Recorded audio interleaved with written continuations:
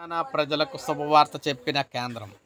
తెలంగాణకు 868 కోట్ల విలువైన 34 రహదారులు కేటాయించిన కేంద్ర ప్రభుత్వం.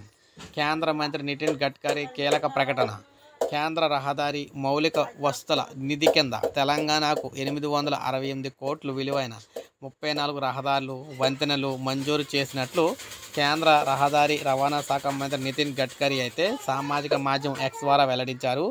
వీటి మొత్తం పొడవు 422.36 కిలోమీటర్లు ఉంటుందని తెలిపారు. రాష్ట్రంలో రవాణా నెట్వర్క్ను బలోపేతం చేసే లక్ష్యంతోనే వీటిని మంజూరు చేసినట్లు పేర్కొన్నారు.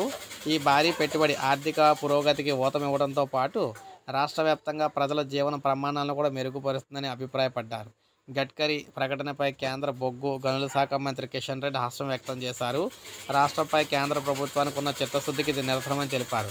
సో ఈ విధంగా తెలంగాణ ప్రజలందరికీ కూడా ఈ కొత్త రోడ్ల ద్వారా కొంతవరకు వారికి ఆర్థిక పరంగా కూడా డబ్బులు సంపాదించుకోవడానికి అవకాశం అయితే ఉంటుందన్నమాట. సో ఇది మనకి తాజా సమాచారం. ఒక లైక్ చేయండి, సబ్స్క్రైబ్ చేసుకోండి, మన ఛానల్ సబ్స్క్రైబ్ చేసుకోండి.